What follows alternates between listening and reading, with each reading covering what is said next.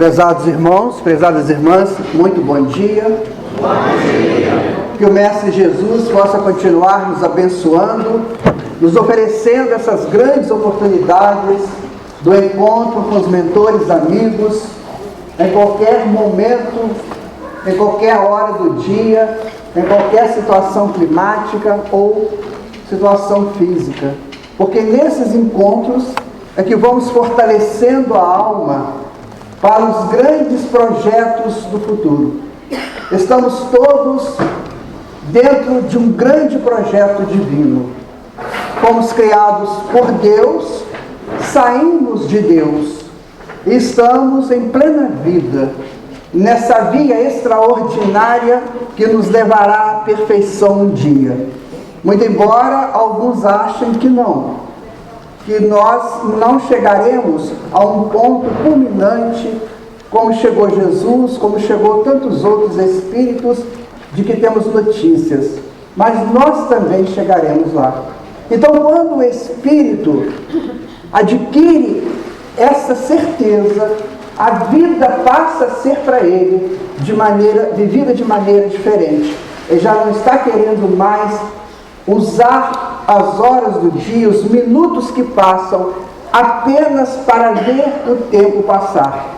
Então, cada situação, cada momento, cada episódio torna-se de grande importância para ele. Então, são nesses momentos, dentro dos estudos, principalmente dos estudos espíritas, dos estudos do Evangelho à luz da doutrina espírita, é que nós vamos adquirindo essas convicções e essas certezas e vamos deixando aquele passado inócuo onde nós não conhecíamos essas coisas e vivíamos como que apenas para cuidar da sobrevivência. Quando chega a doutrina espírita, nós começamos a cuidar da própria vida em si e começamos a olhar o mundo e as circunstâncias de uma maneira diferente. Nós trouxemos para o nosso estudo dessa manhã um assunto que tem nos animado a alma desde a nossa fase de infância. Nós praticamente já nascemos espíritas numa cidade muito pequena, onde não tinha-se uma condição muito grande de falar sobre espiritismo. 2 famílias eram espíritas naquela cidade, ou cuidavam desses assuntos, e se não tomassem cuidado seriam execrados.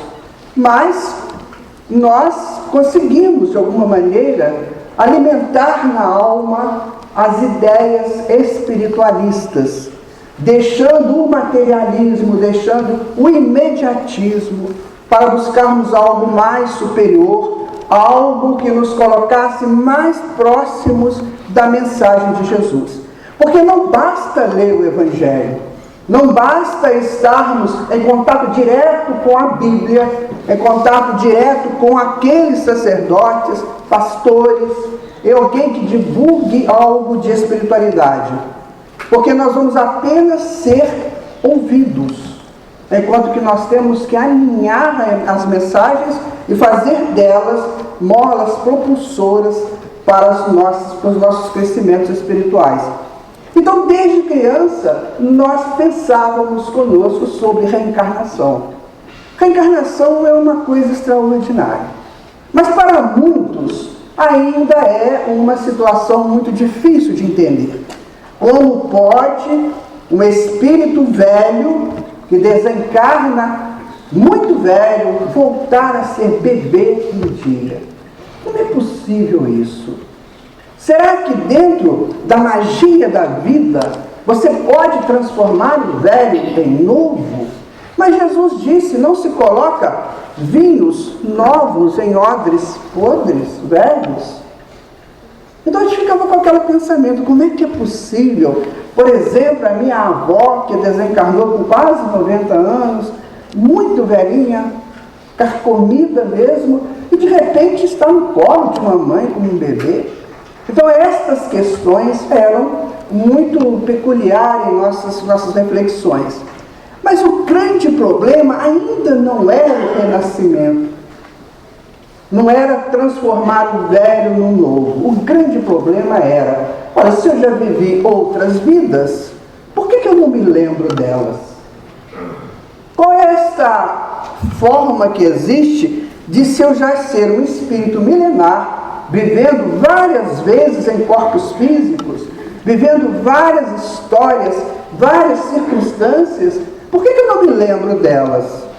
Então esta pergunta foi muito forte em nós, e depois com o tempo, com os crescimentos e com o convívio social, nós fomos vendo que esta pergunta também era feita por outras pessoas, e ainda feita por nós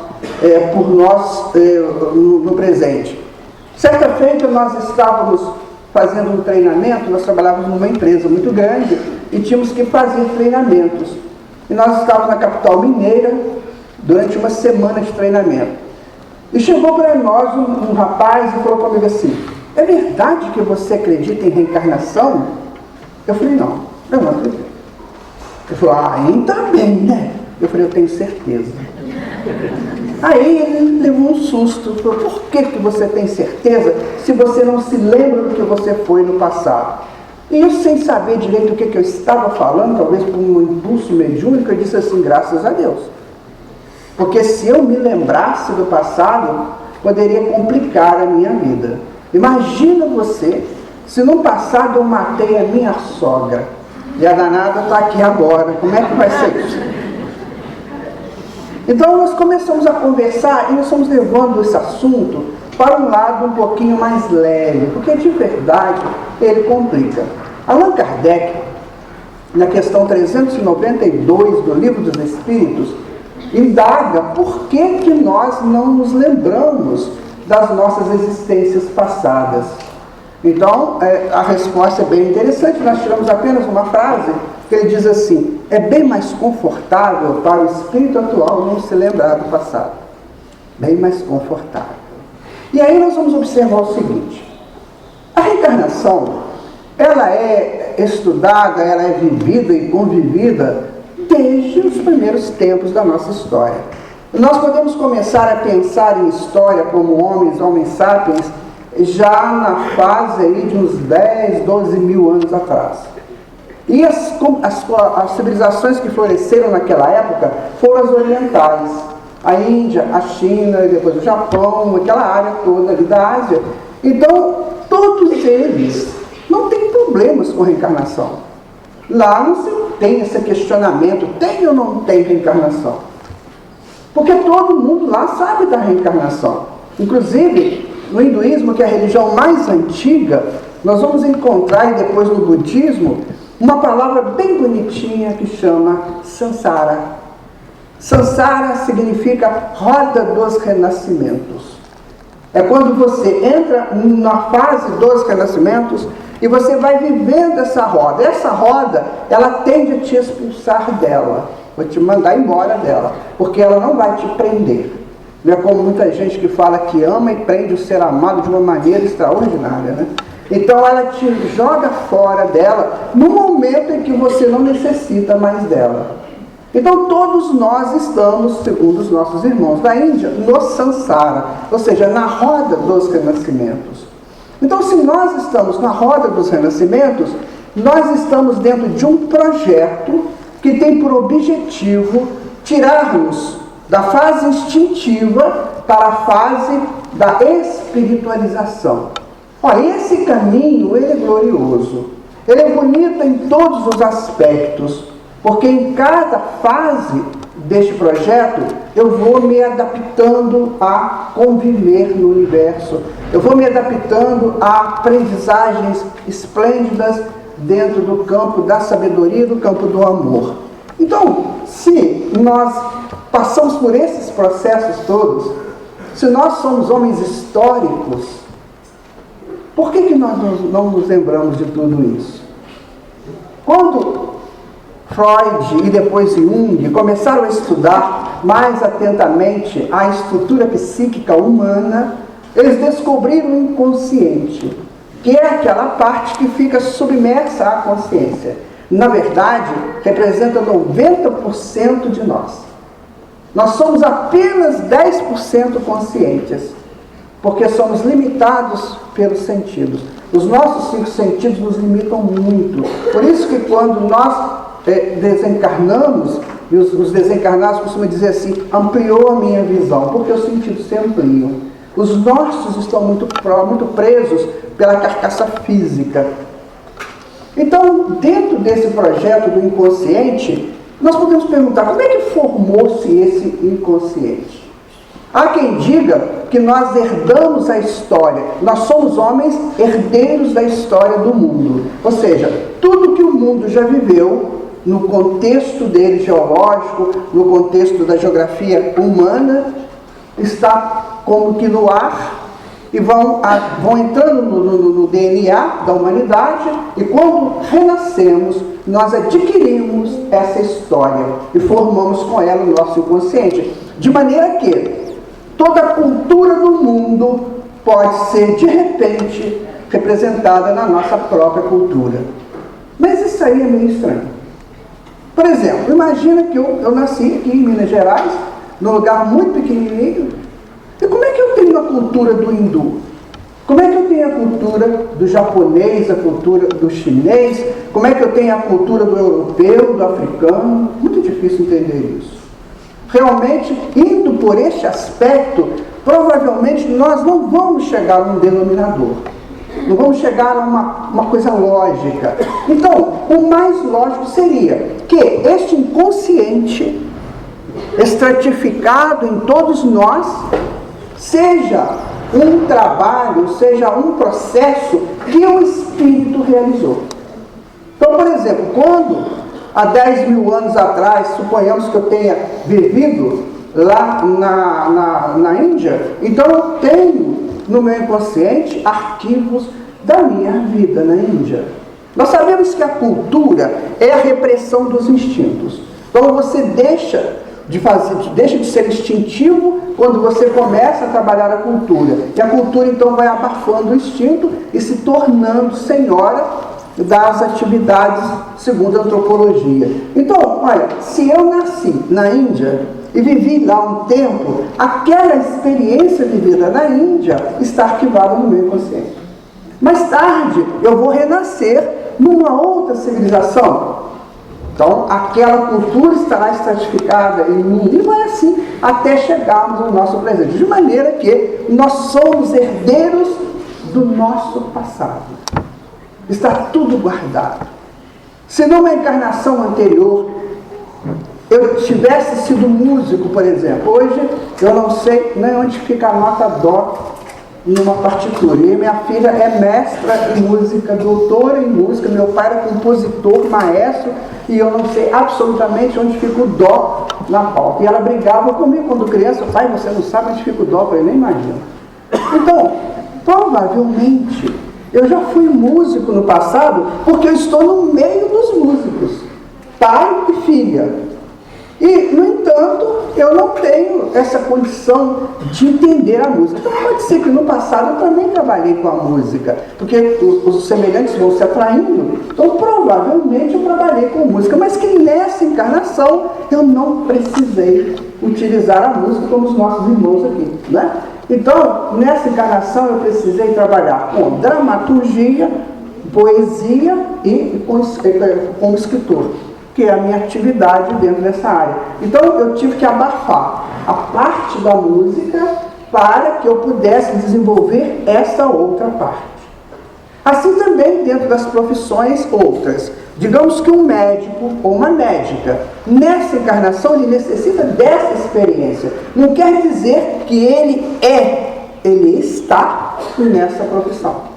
Então ele está aprendendo, por exemplo, ainda mais na parte médica, na parte da saúde como um todo, como é importante esse trabalho, porque vai nos aproximar do outro, da outra que está em sofrimento.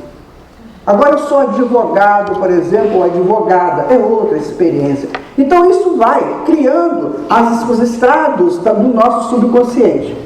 E aí então nós chegamos lá no mundo espiritual, depois de uma encarnação, e começamos a conversar, a trabalhar, a aprender, e até que chega uma hora em que alguém diz para nós assim, você precisa reencarnar. Chegou o seu momento de voltar para a reencarnação. Porque agora dentro daquele conjunto, dentro de toda essa formatação inconsciente que você tem, você vai ter condições de trabalhar na atividade X, ou você terá que aprender a essa atividade que você não aprendeu ainda. Então você vai renascer e vai trabalhar, digamos, numa área da educação, que é uma área importantíssima dentro das nossas sociedades. Então nós vamos renascer. Então agora, você vai ser educador. Você pode ser um educador só do ensino fundamental, você pode ser um educador também do ensino médio, um educador do ensino superior. Então não importa, você vai estar dentro de uma área dessas. Muito bem. Mas, nas outras duas encarnações, eu não fui educador formal. Eu fui, digamos, pecuarista. Como é que eu vou fazer isso? Então esta é a magia da vida. É aí que nós vamos entender a grandeza de Deus ao nos colocar no plano da vida para evoluirmos. Então vamos imaginar que eu fui pecuarista e agora eu vou ser professor universitário. O que eu tenho que fazer? Eu vou ter que reunir todos os valores que eu tenho no meu inconsciente para tirar, pescar, subtrair daquele inconsciente as possibilidades para ser um professor universitário. Então eu vou começar a entender como é que é possível isso. Não é só o conhecimento da matéria que eu vou estudar, mas também a forma como eu vou lidar com o assunto. Um professor ou uma professora universitária tem uma tarefa imensa dentro da educação, porque acima de tudo eles são mestres e vão criar discípulos. E quando você começa a criar discípulos, você está direcionadamente responsável por eles. O seu discípulo pode ser excelente ou pode ser ruim, dependendo da sua atitude. Então não é só saber, mas também o comportamento ético, comportamento moral, o comportamento espiritual, enfim, tudo isso é um conjunto. E essas coisas eu já tenho guardado comigo, porque eu já vivi muitas encarnações. Então agora vamos estudar. Você vai ser professor universitário, digamos, em letras, vamos colocar. Então você vai fazer um curso, vai estudar no mundo espiritual, vai se preparar em linguística, vai se conectar com esta área, e aí você renasce. Aí você traz esse projeto. Eu serei professor de letras. Então quando chega aqui, as primeiras tendências são para isso. Eu sempre gosto de ler, eu sempre gosto de discutir literatura, eu sempre vou a encontros literários, eu gosto de estar sempre em contato pela internet com pessoas que estão vivendo essa área. Então eu começo a formatar a minha encarnação dentro daquilo que foi acertado antes de renascer. E aí eu começo a trabalhar os resquícios, ou aquilo que eu necessito do passado, para então eu começar a agir dentro da minha atividade presente. Então aí nós vamos entender a resposta de Allan Kardec, que é muito mais confortável você não saber das suas experiências passadas. Por quê? Imagina eu vou ser professor de letras. Imagine se eu me lembrasse da área da pecuária.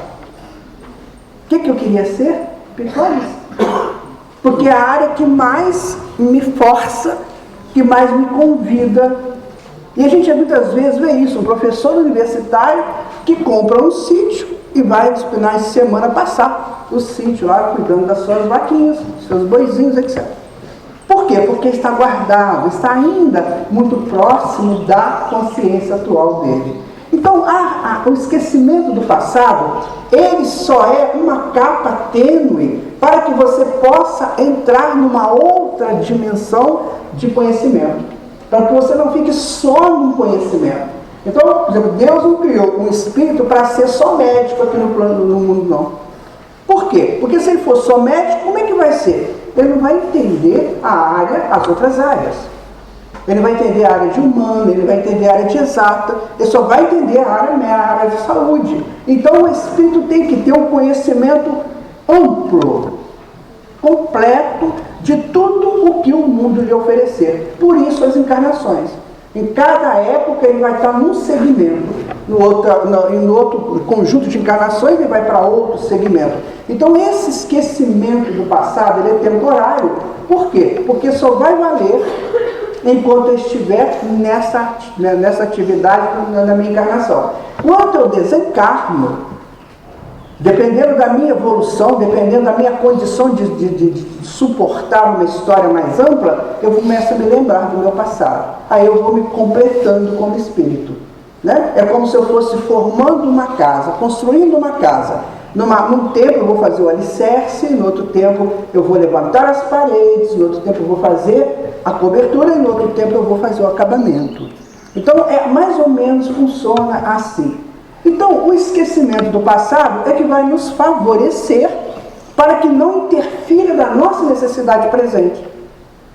Então, vamos imaginar que nessa encarnação eu nasça mulher e tenha por tarefa educar, por exemplo, 5 filhos. Hoje falar 5 filhos é muito, né? Mas na época da minha infância, nós tínhamos uma senhora lá na minha terra que teve 25 filhos. E para ela era tranquilo, mas só 25, dia 30, né? Ainda costumava pegar alguns que estavam jogadinhos lá no chão para fazer a cama ficar maior. Então, imagine essa senhora, vou colocar essa senhora, já está desencarnada, mas essa senhora que teve 25 filhos. Você imagina que coisa interessante. Que conhecimento, que forma que ela teve de adquirir o conhecimento da ternura, do aconchego. Porque não é só saber que 2 mais 2 são 4. Não é só isso. Não é só fazer uma raiz quadrada, fazer uma expressão de Einstein. Não é só isso. Você tem que ter ternura também. Você tem que ter amor, você tem que ter consciência de fraternidade. Por quê? Porque o universo é regido por 3 leis morais. Na sequência, justiça, amor e solidariedade.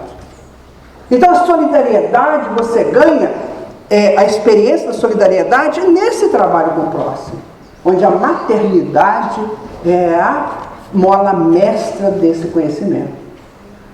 Olha que coisa interessante. Então, quando nós entramos nos estudos de uma encarnação, dentro de uma encarnação, nós temos essa neurose de que temos que ser doutores.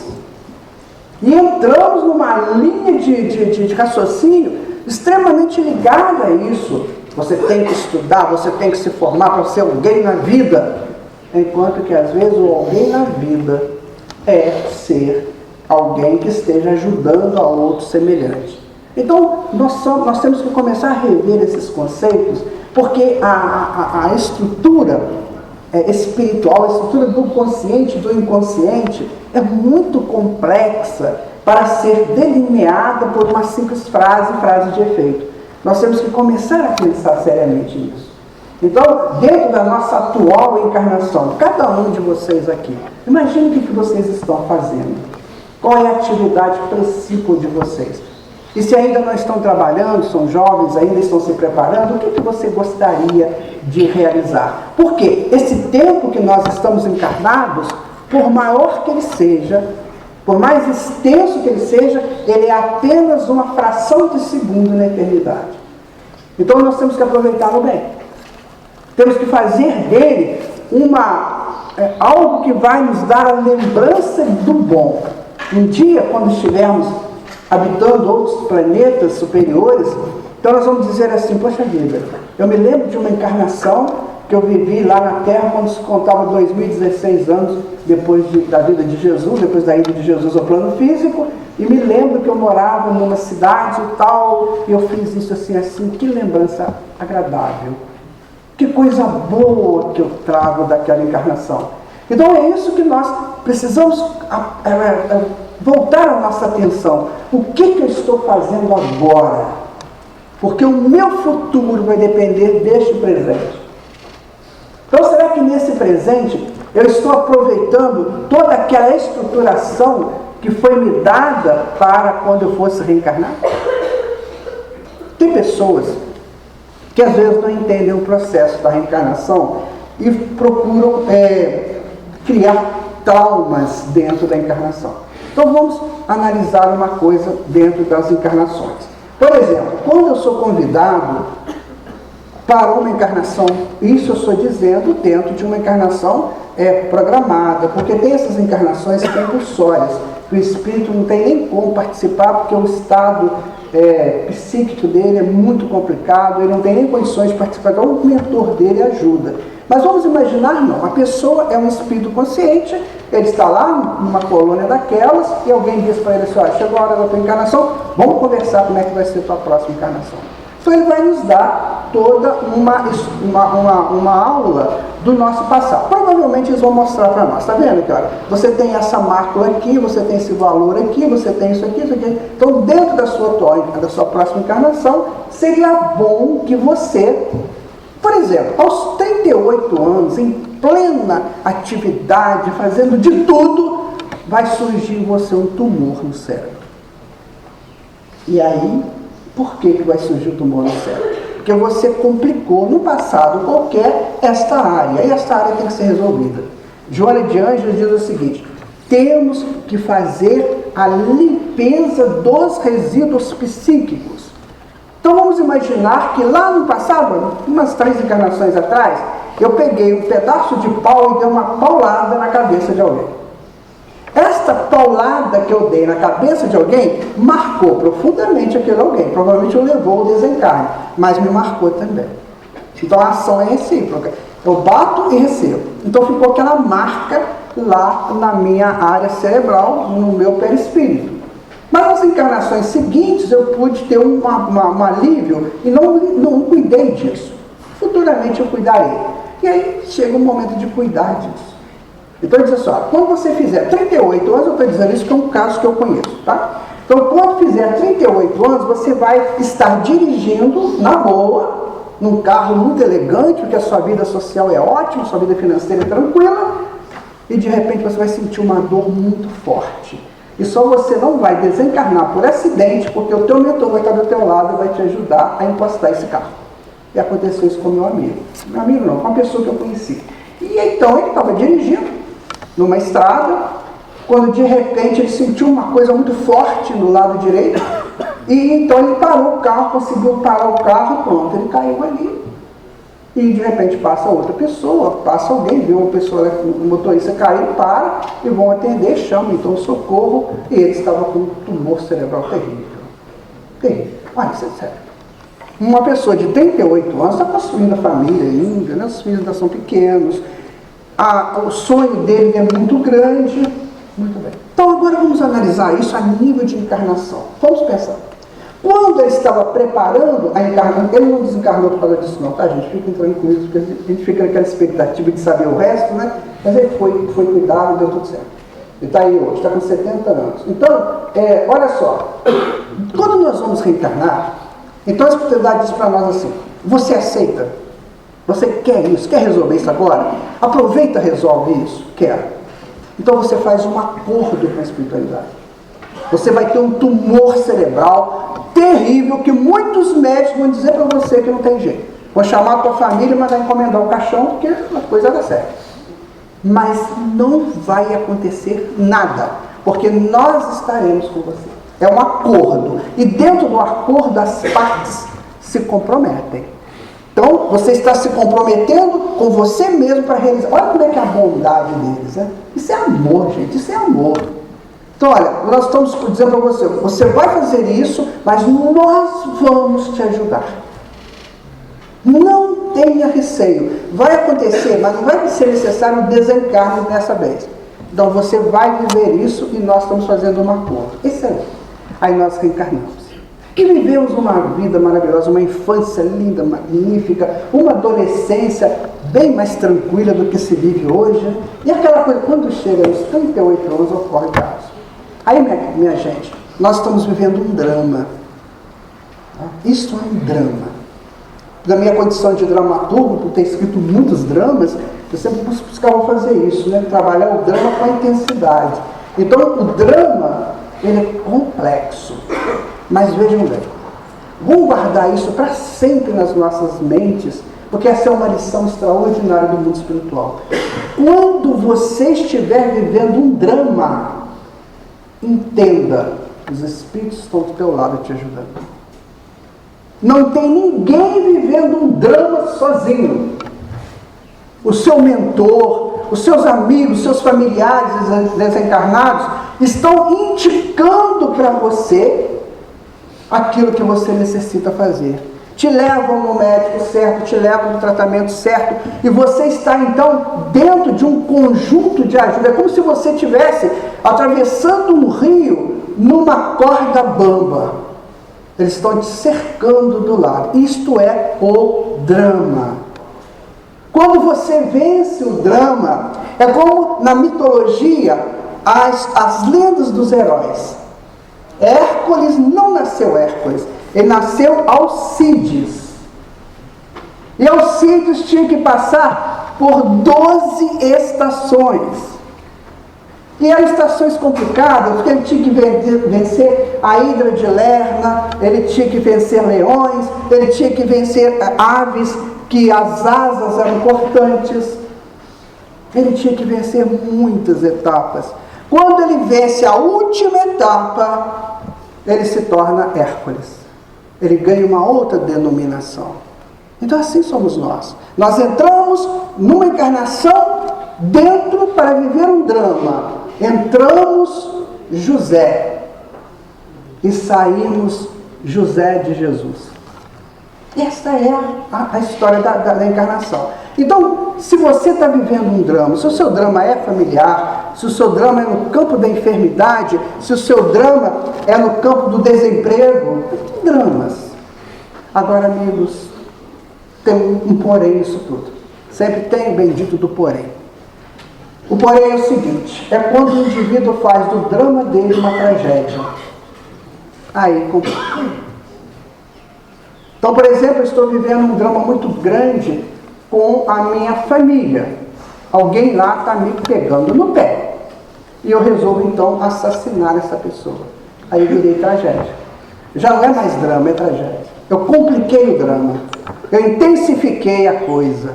Eu não suportei a situação. Então, vira uma tragédia. E aí não tem jeito. Eu me comprometo terrivelmente com as leis de Deus. Sabe por quê? Porque ninguém nasceu para matar ninguém. Ninguém nasceu para suicidar. Ninguém nasceu para perder. Nós entramos na vida para sairmos vencedores nela. Então ocorre o seguinte: imagina que dentro do meu drama eu criei uma tragédia. E um dia eu vou desencarnar. Eu vou ter que dar conta da minha vida, como Jesus disse. Chega um dia que você tem que dar conta da tua administração, da administração da sua vida. E aí, os espíritos que me acolheram tanto, com tanto carinho, vão dizer assim: pois é, você aceitou. Você tirou o fio do bigode e botou aqui na mesa. E não foi capaz de vencer. E você fez uma tragédia. Agora, amigo, aconteceu o seguinte: você vai ter uma outra encarnação. E nessa encarnação você vai ter que viver o drama acrescido da tragédia. Está vendo como é que funciona? E aí a outra encarnação já é mais complicada. Aí você faz outra tragédia. Complica mais ainda. Aí chega uma hora que você vai ter que ter uma reencarnação com muitas restrições. Muitas. Não quer dizer que todos os deficientes físicos sejam todos eles vivendo dramas em cima de dramas, tragédias em cima de tragédias. Às vezes são pessoas que pedem essas provas para que eles possam, cada vez que vocês saísse melhor, cada vez e adiantar a sua evolução. Mas geralmente você vê pessoas, quando você vê, por exemplo, crianças que já nascem com problemas seríssimos. Pode ser uma coisa dessa. Você começa a restringir para que a pessoa não tenha condições de repetir a tragédia. Nós conhecemos um caso de uma criança que ela nasceu sem os braços e sem as pernas. E era complicado, porque era um toquinho de gente, né? Nossa, assim, ao mesmo tempo que era bonito ver aquela criança, ao mesmo tempo era triste, porque sabia que o tempo foi passando, e ela foi passando pelas fases normais, da infância, da adolescência e da fase adulta. Aí um dia foi explicado o porquê que ela nasceu assim. Porque ela tinha suicidado 10 vezes, nas últimas 10 encarnações. Então, ela nasceu sem condições de ter os braços e as pernas para não cometer de novo o suicídio. Então, era um bem para ela, um benefício para ela. E assim sucessivamente. Então, vejam a importância do esquecimento do passado. Porque se eu renasço aqui, lembrando da minha tragédia que eu cometi no passado, como é que eu vou me sair bem neste presente? Então, nesse presente, eu tenho que ter o conforto, como diz os Espíritos para Allan Kardec, eu tenho que ter o conforto de uma existência mais tranquila.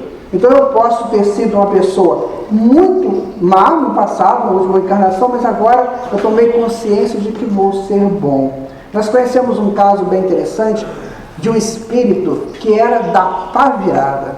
Gente, mas ele era terrível. Foi prostituta, maculou lares, foi pedófila, foi uma coisa séria. Ela chega no mundo espiritual. Sofre as consequências naturais das atitudes dela. Ninguém vai para o céu tendo cometido erros graves nesse campo, né? E outros campos também. Muito bem. Então, ofereceram para ela uma encarnação. Você vai ser assim, assim, assim. Eu não vou dizer a profissão para não achar que está denegrindo, né? Você vai fazer isso, ok? Você concorda? Concordo. Tudo bem. Aquele jeitinho meio leviano, né? Tudo bem. Você mora para mim. Muito bem. No dia que ela reencarnou, os mentores fizeram uma reunião e falaram assim: vamos ver se pelo menos a gente consegue ganhar um pontinho só. Se ela renascer e pelo menos não fizer isso, já está bom. Mas ninguém acreditava muito que a reencarnação dela seria valorosa. Colocaram no mundo, dariam todas as possibilidades para ela, mas, gente, essa mulher, ela deu um show na encarnação dela, mas que assustou o mundo espiritual. Ela se tornou uma baluarte da educação, mas trabalhou com muito afinco para ajudar todo mundo. E no dia que ela retorna ao mundo espiritual, ela é recebida com aplausos, com louros. Olha o que é Deus atuando em cima de nós, dentro de nós. Então veja bem, não tem uma sequência, você foi mal, na outra encarnação você vai ser menos mal, mas não é assim. Vai depender de que nós estamos fazendo. O que fez essa moça tomar essa atitude? Sabe o que fez? Um dia, ela estava num barzinho. Foi num barzinho, e quando ela foi pegar o copo da bebida que ela gostava, quando ela pegou o copo, ela viu uma criança que chegou para ela e falou assim: tia, eu estou com sede, me dá um pouquinho. Então ela ficou naquele impasse: eu vou dar bebida para a criança? Não. Então ela foi lá dentro, pegou uma água, entregou para a criança e falou para ela assim: eu estou te entregando a bebida que vai ser a minha bebida daqui por diante. E aí ela mudou completamente o raciocínio dela. Uma criança salvou essa mulher. Olha que coisa bonita. Quem que colocou essa criança no caminho dessa mulher? Deus. Porque o mundo espiritual não sabia disso. Então quando Jesus falou assim, isso só o Pai saberá, aquele dia só o Pai saberá, Jesus fala isso, porque Jesus sabe da atuação permanente de Deus em nossas vidas. Então Deus age o tempo todo, independente das programações que nós temos. Ele age para que nós peçamos. Basta que a gente dê para Ele um pontinho onde Ele possa nos ajudar, porque Ele nos quer próximo dele o mais rápido possível. Então, quando eu esqueço o meu passado, você pensou se essa moça se lembrasse do passado dela, aquele passado promíscuo, como é que ela ia fazer agora? Como é que tantas pessoas resolveriam suas dificuldades? Quando nós vamos encarnar, nós vamos dividir a nossa memória em duas partes. Nós teremos a memória episódica e a memória emocional. Se nós renascêssemos com essas duas memórias no ápice, nós provavelmente não conseguiríamos vencer o nosso passado de uma vez. Então, o que vai acontecer? A espiritualidade dá uma brecada na memória episódica. O que é a memória episódica? Onde estão registrados todos os nossos atos que fizemos durante o nosso percurso pelas encarnações.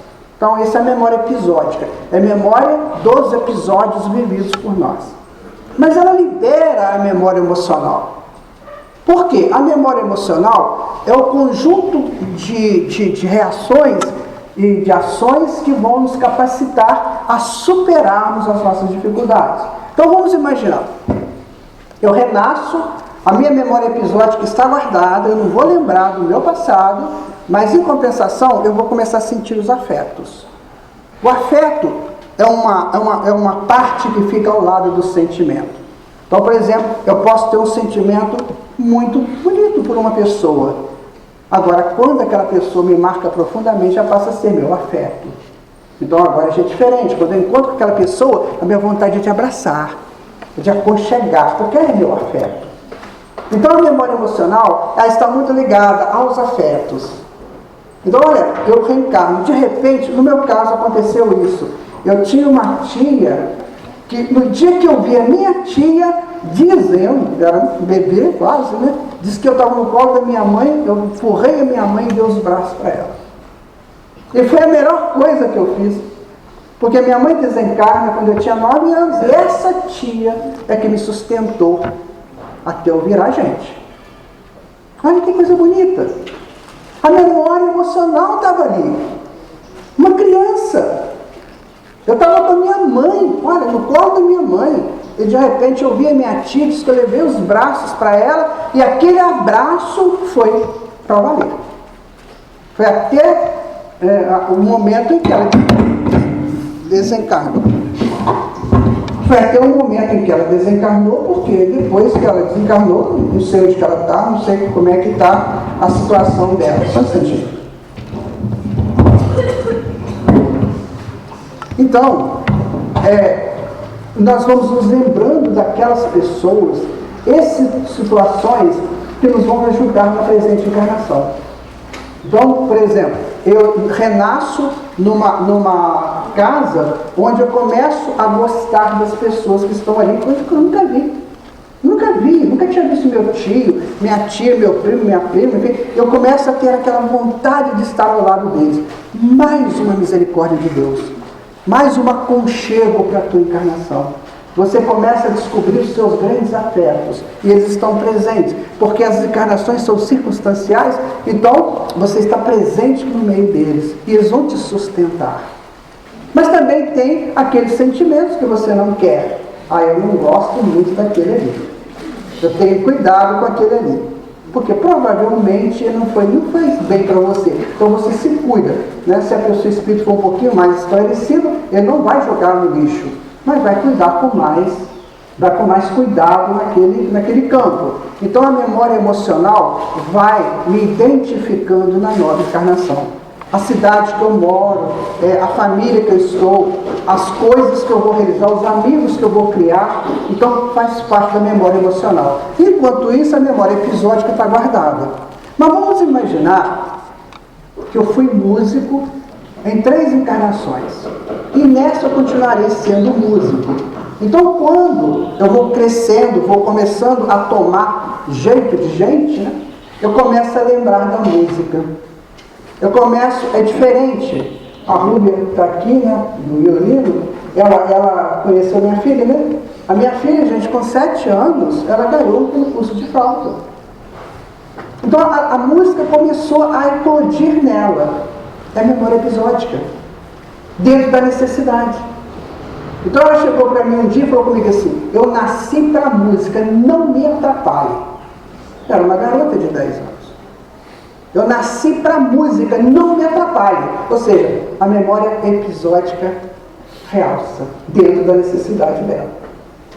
Então acontece isso. O que nós temos que buscar entender é como funciona todas essas possibilidades que nos são oferecidas. Então nós não estamos aqui jogados no mundo. Nasceu lá mais um. Né? De vez em quando a gente escuta assim: nasceu mais um lá. Não sei nem o que vai ser não, mas nasceu mais um. Não é que nasceu mais um. É um espírito que retorna para dar continuidade ao seu progresso.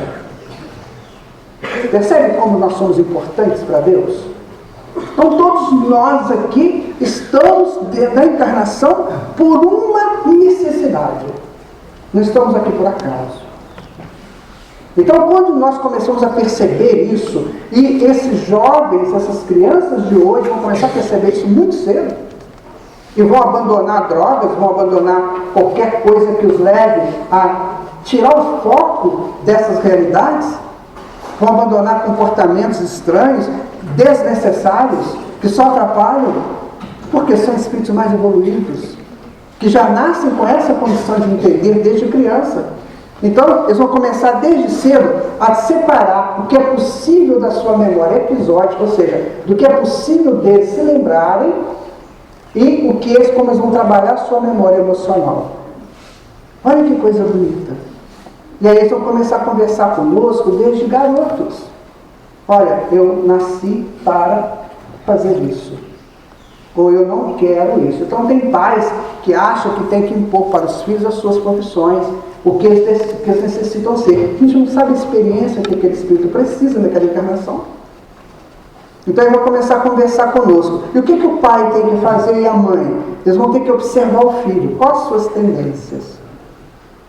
O que você está... Porque o filho conversa conosco inconscientemente o tempo todo. Porque ele confia plenamente em nós, pais. Eu tenho um filho pequeno ainda, de 12 anos, né? Então ele confia em mim plenamente. Então por ele confiar em mim plenamente, ele se desarma. Se desarma emocionalmente, e no desarme dele ele me fala quem ele é e o que ele veio fazer. Olha que função extraordinária dos pais. Questão 582 do Livro dos Espíritos. Os filhos são colocados para que vocês os encaminhem.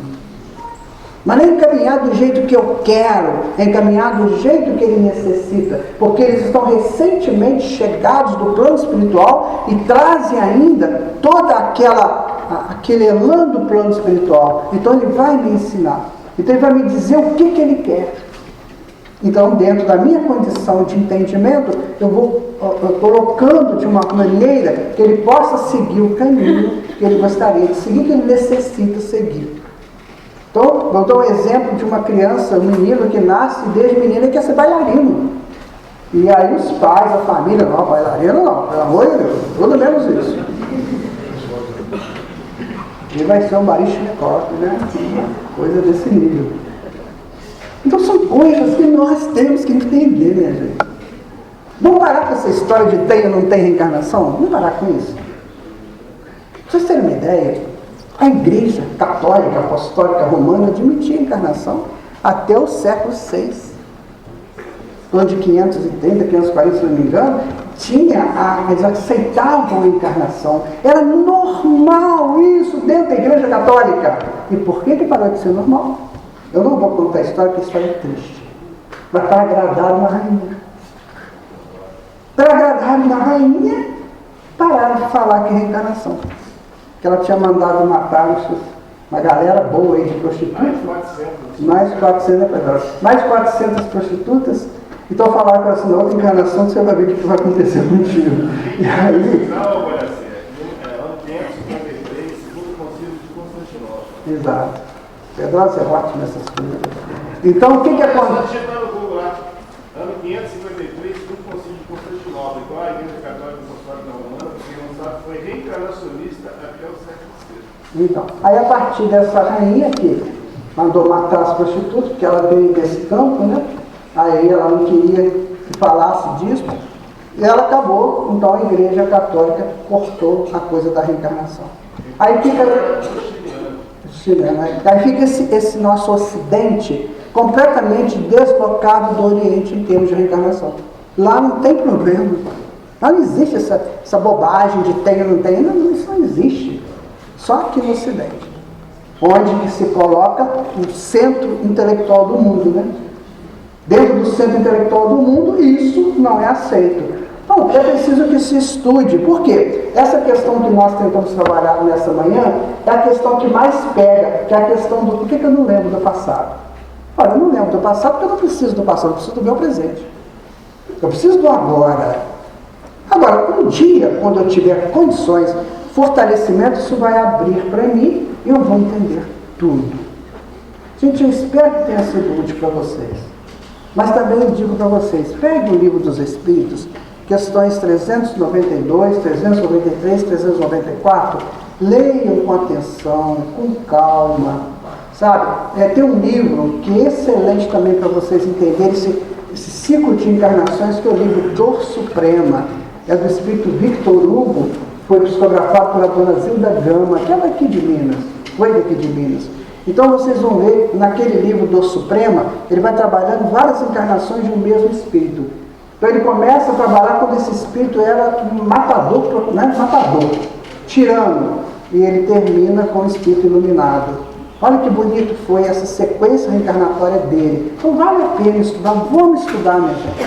Vamos ler. Então, Dor Suprema é um livro que me marcou muito, porque ele foi mostrando essas encarnações, e isso nos deu uma vontade de um dia de fazer uma peça assim. Então nós fizemos uma peça chamada O Solitário, que foram 9 encarnações de um casal.